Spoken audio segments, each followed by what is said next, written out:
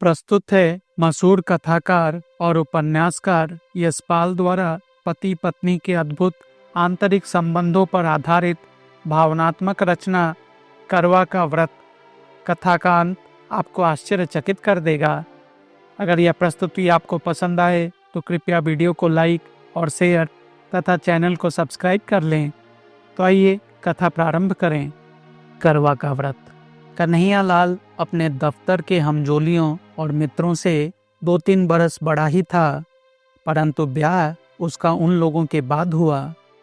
उसके बहुत अनुरोध करने पर भी साहब ने उसे ब्याह के लिए 1 सप्ताह भर से अधिक छुट्टी न दी थी।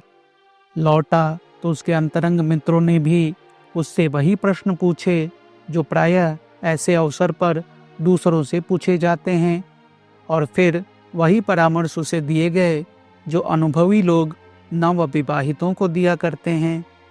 हेमराज को कन्हैया लाल समझदार मानता था।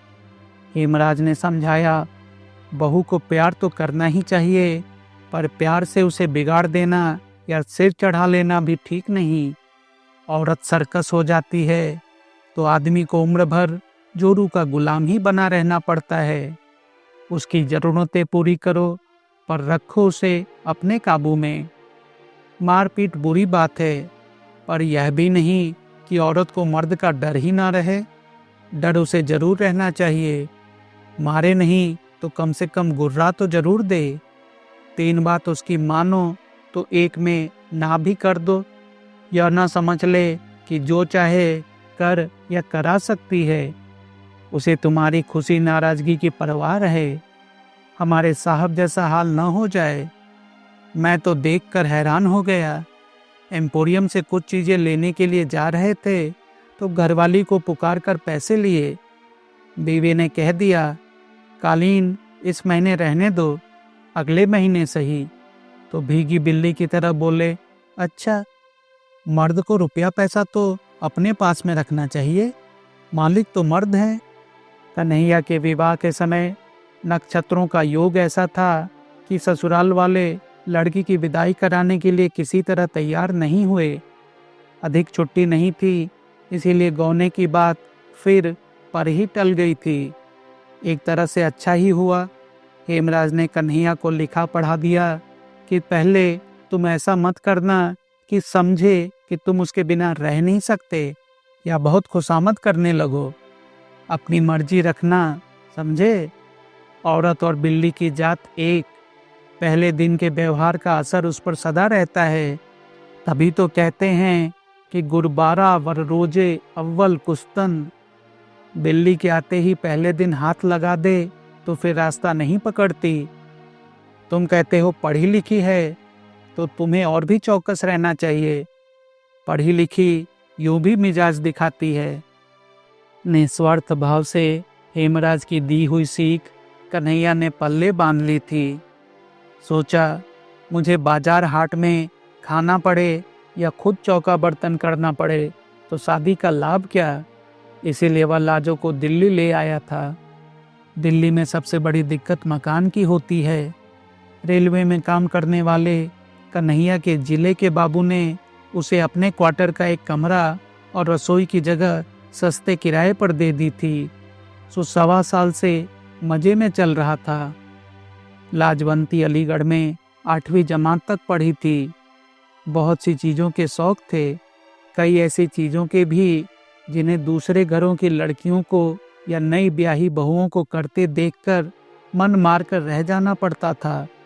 उसके पिता और बड़े भाई पुराने ख्याल के थे। सोचती थी ब्याह के बाद सही उन चीज़ों के लिए कन्हैया से कहती। लाजो के कहने का ढंग कुछ ऐसा था कि कन्हैया का दिल इनकार करने को ना करता, पर इस ख्याल से कि बहुत सर्कस ना हो जाए 2 बात मानकर तीसरी पर इनकार भी कर देता। लाजो मुंह फुला लेती। लाजो मुंह फुलाती तो सोचती कि मनाएंगे तो मान जाऊंगी, आखिर तो मनाएंगे ही।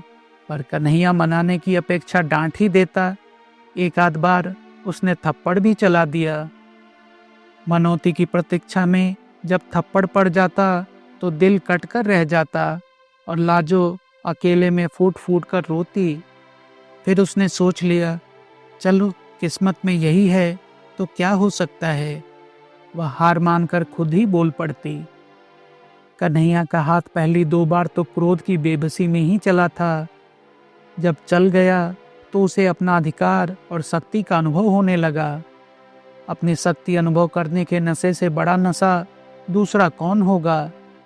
इस नशे में राजा देश पर देश समेटते जाते थे, जमींदार गांव पर गांव और सेठ मील और बैंक खरीदते चले जाते थे। इस नशे की सीमा नहीं। यह चस्का पड़ा तो कन्हैया के हाथ उतना क्रोध आने की प्रतीक्षा किए बिना भी चल जाते। मार से लाजो को शारीरिक पीड़ा तो होती ही थी, पर उससे अधिक होती थी अपमान की पीड़ा। ऐसा होने पर वह कई दिनों के लिए उदास हो जाती। घर का सब काम करती, बुलाने पर उत्तर भी दे देती, इच्छा न होने पर भी कन्हैया की इच्छा का विरोध न करती, पर मन ही मन सोचती रहती, इससे तो अच्छा है मर जाऊं। और फिर समय पीड़ा को कम कर देता है। जीवन था तो हंसने और खुश होने की इच्छा भी फूट ही पड़ती है और लाजो हंसने लगती। सोच यह लिया था, मेरा पति है, जैसा भी है मेरे लिए तो यही सब कुछ है। जैसे यह चाहता है वैसे ही मैं चलूं। लाजो के सब तरह अधीन हो जाने पर भी कन्हैया की तेजी बढ़ती ही जा रही थी। वह जितनी अधिक बेपरवाही और स्वच्छंदता लाजो के प्रति दिखा सकता अपने मन में, उससे उतना ही अधिक अपनी समझने और प्यार का संतोष पाता। कुआर के अंत में पड़ोस की स्त्रियां करवा चौथ के व्रत की बात करने लगी। एक दूसरे को बता रही थी कि उनके मायके से करवे में क्या आया। पहले बरस लाजो का भाई आकर करवा दे गया था। इस बरस भी वह प्रतीक्षा में थी। जिनके मायके शहर से दूर थे, उनके यहाँ मायके से रुपया आ गए थे। कन्हैया अपनी चिट्ठी पत्री दफ्तर के पते से ही मंगाता था।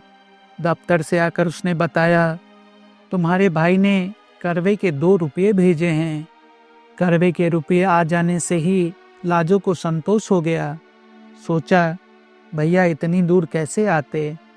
कन्हैया दफ्तर जा रहा था तो उसने अभिमान से गर्दन कंधे पर टेढ़ी कर और लाड़ के स्वर में याद दिलाया, हमारे लिए सरगी में क्या क्या लाओगे। और लाजो ने ऐसे अवसर पर लाई जाने वाली चीजें याद दिला दी। लाजो पड़ोस में कह आई कि उसने भी सरगी का सामान मंगाया है। करवा चौथ का व्रत भला कौन हिंदू स्त्री नहीं करती। जन्म जन्म यही पति मिले, इसलिए दूसरे व्रतों की परवाह न करने वाली पढ़ी लिखी स्त्रियां भी इस व्रत की उपेक्षा नहीं कर सकती। अवसर की बात, उस दिन कन्हैया लंच की छुट्टी में साथियों के साथ कुछ ऐसे काबू में आ गया कि 3.25 रुपये खर्च हो गए। वह लाजो का बताया सरगी का सामान घर नहीं ला सका। कन्हैया खाली हाथ घर लौटा तो लाजो का मन बुझ गया। उसने गम खाना सीखकर रूठना छोड़ दिया था, परंतु सांझ मुंह लटक ही गया। आंसू पोंछ लिए और बिना बोले चौके बर्तन के काम में लग गई। रात के भोजन के समय कन्हैया ने देखा कि लाजो मुंह सुजाए है, बोल नहीं रही है, तो अपनी भूल कबूल कर उसे मनाने या कोई और प्रबंध करने का आश्वासन देने की बजाय उसने उसे डांट दिया। लाजो का मन और भी बिंध गया। कुछ ऐसा ख्याल आने लगा, इन्हीं के लिए तो व्रत कर रही हूँ और यही ऐसी रुखाई दिखा रहे हैं। मैं व्रत कर रही हूँ कि अगले जन्म में भी इनसे ही ब्याह हो और मैं सुहा ही नहीं रही हूँ। अपनी उपेक्षा और निरादर से भी रोना आ गया। कुछ खाते न बना, ऐसे ही सो गई। तड़के पड़ोस में रोज की अपेक्षा जल्दी ही बर्तन भाने खटकने की आवाज आने लगी। लाजो को याद आने लगा, शांति बता रही थी कि उसके बाबू सरगी के लिए फेनिया लाए हैं। तार वाले बाबू की घरवाली ने बताया था कि खोए की मिठाई लाए हैं। लाजो ने सोचा, उन मर्दों को ख्याल है ना कि हमारी बहू हमारे लिए व्रत कर रही है, इन्हें जरा भी ख्याल नहीं। लाजो का मन इतना खिन्न हो गया कि सरगी में उसने कुछ भी ना खाया। ना खाने पर भी पति के नाम का व्रत कैसे न रखती। सुबह सुबह पड़ोस की स्त्रियों के साथ उसने भी करवे का व्रत करने वाली रानी और करवे का व्रत करने वाली राजा की प्रेयसी दासी की कथा सुनने और व्रत के दूसरे उपचार निभाए। खाना बनाकर कन्हैया लाल को दफ्तर जाने के समय खिला दिया। कन्हैया ने दफ्तर जाते समय देखा कि लाजो मुंह सुजाए है। उसने फिर डांटा, मालूम होता है कि 2-4 खाए बिना तुम सीधी नहीं होगी। लाजो को और भी रुलाई आ गई। कन्हैया दफ्तर चला गया तो वह अकेली बैठी कुछ देर रोती रही। क्या जुल्म है, इन्हीं के लिए व्रत कर रही हूँ और इन्हें गुस्सा ही आ रहा है। जन्म जन्म ये ही मिले, इसीलिए मैं भूखी मर रही हूँ।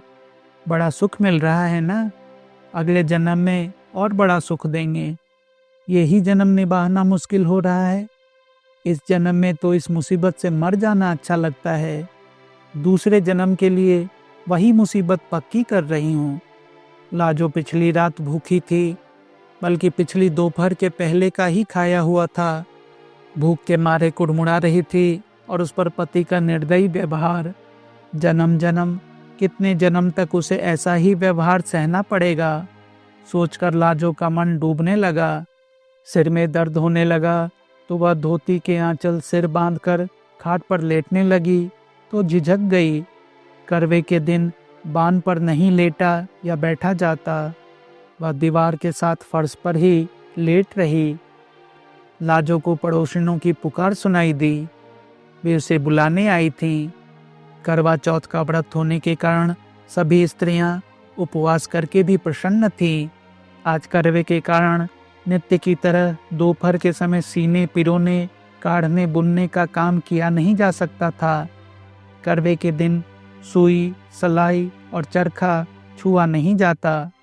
काज से छुट्टी थी और विनोद के लिए ताश या जुए की बैठक जमाने का उपक्रम हो रहा था। वे लाजो को भी उसी के लिए बुलाने आई थीं। सिर दर्द और मन के दुख के कारण लाजो जा नहीं सकी। सिर दर्द और बदन टूटने की बात कहकर वह टाल गई और फिर सोचने लगी, ये सब तो सुबह सरगी खाए हुए हैं, जान तो मेरी ही निकल रही है। फिर अपने दुखी जीवन के कारण मर जाने का ख्याल आया और कल्पना करने लगी कि करवा चौथ के दिन उपवास किए कि मर जाए तो इस पुण्य से जरूर ही यही पति अगले जन्म में मिले। लाजो की कल्पना बावली हो उठी। वह सोचने लगी, मैं मर जाऊं तो इनका क्या है, और ब्याह कर लेंगे। जो आएगी वह भी करवा चौथ का व्रत करेगी। अगले जन्म में दोनों का इन्हीं से ब्याह होगा। हम सौते बनेंगी। सौत का ख्याल उसे और भी बुरा लगा। फिर अपने आप समाधान हो गया, नहीं, पहले मुझसे ब्याह होगा। मैं मर जाऊंगी तो दूसरी से होगा। अपने उपवास के इतने भयंकर परिणाम की चिंता से मन अधीर हो उठा। भूख अलग व्याकुल किए थी। उसने सोचा, क्यों मैं अपना अगला जन्म भी बर्बाद करूं।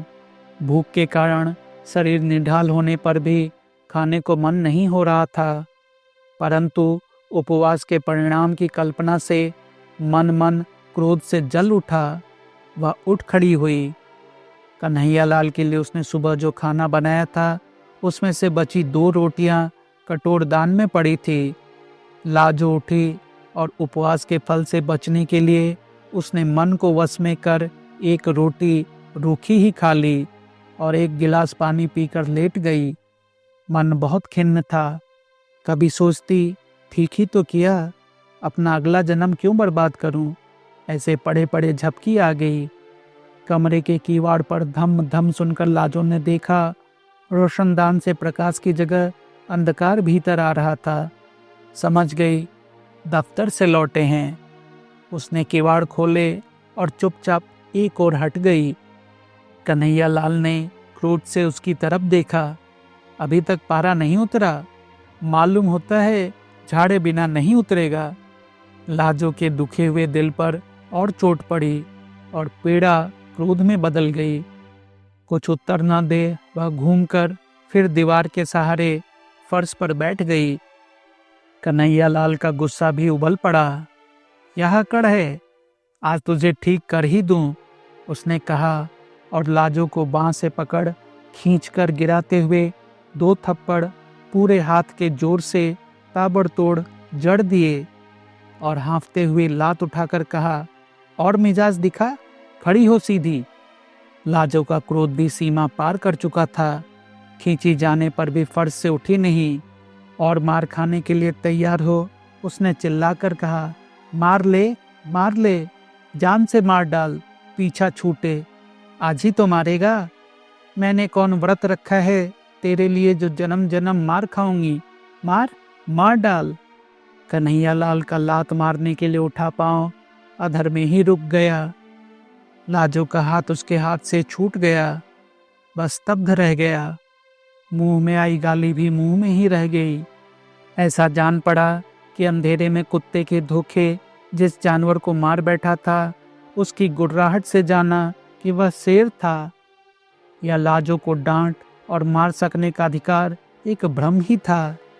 कुछ क्षण वह हाँफता हुआ खड़ा सोचता रहा और फिर खाट पर बैठकर चिंता में डूब गया। लाजो फर्श पर पड़ी रो रही थी। उस ओर देखने का साहस कन्हैयालाल को न हो रहा था। वह उठा और बाहर चला गया। लाजो फर्श पर पड़ी फूट फूट कर रोती रही। जब घंटे भर रो चुकी तो उठी। चूल्हा जलाकर कम से कम कन्हैया के लिए खाना तो बनाना ही था। बड़े बेमन उसने खाना बनाया। बना चुकी तब भी कन्हैयालाल लौटा नहीं था। लाजो ने खाना ढक दिया और कमरे के किवाड़ उड़काकर फिर फर्श पर लेट गई। यही सोच रही थी, क्या मुसीबत है जिंदगी, यही झेलना था तो पैदा ही क्यों हुई थी। मैंने क्या किया था जो मारने लगे। किवाड़ों के खुलने का शब्द सुनाई दिया। वह उठने के लिए आंसुओं से भीगे चेहरे को आंचल से पोंछने लगी। कन्हैयालाल ने आते ही एक नज़र उसकी ओर डाली। उसे पुकारे बिना ही वह दीवार के साथ बिछी चटाई पर चुपचाप बैठ गया। कन्हैयालाल कैसे चुप बैठ जाना नई बात थी, पर लाजो गुस्से में कुछ न बोल रसोई में चली गई। आसन डाल, थाली कटोरी रख, खाना परोस दिया और लोटे में पानी लेकर हाथ धुलाने के लिए खड़ी थी। जब 5 मिनट हो गए और कन्हैयालाल नहीं आया तो उसे पुकारना ही पड़ा, खाना परस दिया है। कन्हैयालाल आया तो हाथ नल से धोकर झाड़ते हुए भीतर आया। अब तक हाथ धुलाने के लिए लाजो ही उठकर पानी देती थी। कन्हैयालाल 2 ही रोटी खाकर उठ गया। लाजो और देने लगी तो उसने कह दिया, और नहीं चाहिए। कन्हैयालाल खाकर उठा तो रोज की तरह हाथ धुलाने के लिए न कहकर नल की ओर चला गया। लाजो मन मारकर स्वयं खाने बैठी तो देखा कि कद्दू की तरकारी बिल्कुल कड़वी हो रही थी। मन की अवस्था ठीक न होने से हल्दी नमक 2 बार पड़ गया था। बड़ी लज्जा अनुभव हुई। हाय, इन्होंने कुछ कहा भी नहीं।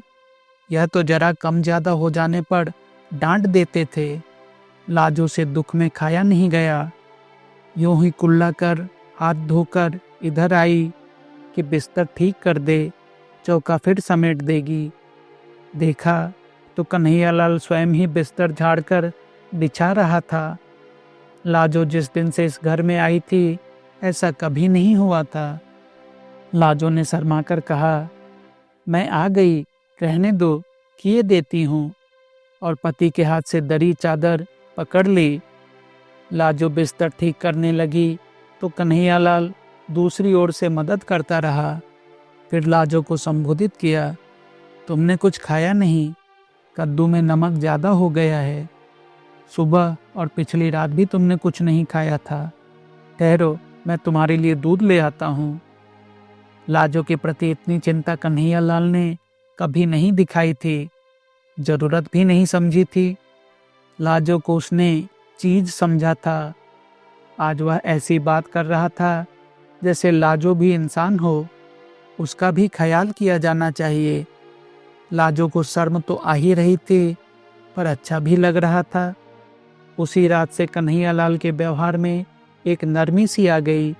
कड़े बोल की तो बात क्या, बल्कि एक झिझक सी हर बात में, जैसे लाजो के किसी बात के बुरा मान जाने की या नाराज हो जाने की आशंका हो। कोई काम अधूरा देखता तो स्वयं करने लगता। लाजो को मलेरिया बुखार आ गया तो उसने उसे चौके के समीप नहीं जाने दिया। बर्तन भी खुद साफ कर लिए। कई दिन तो लाजो को बड़ी उलझन और शर्म महसूस हुई, पर फिर पति पर और अधिक प्यार आने लगा। जहाँ तक बन पड़ता, घर का काम उसे नहीं करने देती। यह काम करते मर्द अच्छे नहीं लगते। उन लोगों का जीवन कुछ दूसरी ही तरह का हो गया। लाजो खाने के लिए पुकारती तो कन्हैया जिद करता, तुम सब बना लो, फिर एक साथ बैठकर खाएंगे। कन्हैया पहले कोई पत्रिका या पुस्तक लाता था तो अकेला मन ही मन पढ़ा करता था। अब लाजो को सुनाकर पढ़ता या खुद सुन लेता। यह भी पूछ लेता, तुम्हें नींद तो नहीं आ रही? साल बीतते मालूम न हुआ। फिर करवा चौथ का व्रत आ गया। जाने क्यों लाजो के भाई का मनी आर्डर करवे के लिए न पहुंचा था। करवा चौथ के पहले दिन कन्हैया लाल दफ्तर जा रहा था। लाजो ने खिन्नता और लज्जा से कहा, भैया करवा भेजना शायद भूल गए। कन्हैया लाल ने सांत्वना के स्वर में कहा, तो क्या हुआ, उन्होंने जरूर भेजा होगा। डाक खाने वालों का हाल आजकल बुरा है। शायद आज आ जाए या और 2 दिन बाद आए। डाक खाने वाले आजकल मनी ऑर्डर के 15-15 दिन लगा देते हैं। तुम व्रत उपवास के झगड़े में मत पड़ना, तबीयत खराब हो जाती है। यूँ कुछ मांगना ही है तो बता दो, लेते आएंगे। पर व्रत उपवास से होता क्या है? सब ढकोसले हैं। वाह, यह कैसे हो सकता है? हम तो जरूर रखेंगे व्रत। भैया ने करवा नहीं भेजा न सही, बात तो व्रत की है, करवे की थोड़े ही है। लाजो ने बेपरवाही से कहा। संध्या समय कन्हैया लाल आया तो रुमाल में बंधी छोटी गांठ लाजो को थमाकर बोला, लो फेनी तो मैं ले आया हूँ, पर दत्त व्रत के झगड़े में नहीं पड़ना। लाजो ने मुस्कुराकर रुमाल लेकर अलमारी में रख दिया। अगले दिन लाजो ने जब समय पर खाना तैयार कर कन्हैया को रसोई से पुकारा, आओ खाना परस दिया है। कन्हैया ने जाकर देखा, खाना एक ही आदमी के लिए परोसा था। और तुम? उसने लाजो की ओर देखा। वाह, मेरा तो व्रत है, सुबह सरगी भी खा ली। तुम अभी सो ही रहे थे। लाजो ने मुस्कुराकर प्यार से बताया। यह बात है, तो हमारा बेव्रत रहा। आसन से उठते हुए कन्हैया लाल ने कहा। लाजो ने पति का हाथ पकड़कर रोकते हुए समझाया, क्या पागल हो, कहीं मर्द भी करवा चौथ का व्रत रखते हैं? तुमने सरगी कहाँ खाई? नहीं नहीं, यह कैसे हो सकता है? कन्हैया नहीं माना। तुम्हें अगले जन्म में मेरी जरूरत है तो क्या मुझे तुम्हारी नहीं है? या तुम भी व्रत ना रखो आज? लाजो पति की ओर कातर आंखों से देखती हार मान गई। पति के उपास से दफ्तर जाने पर उसका हृदय गर्व से फूला नहीं समा रहा था।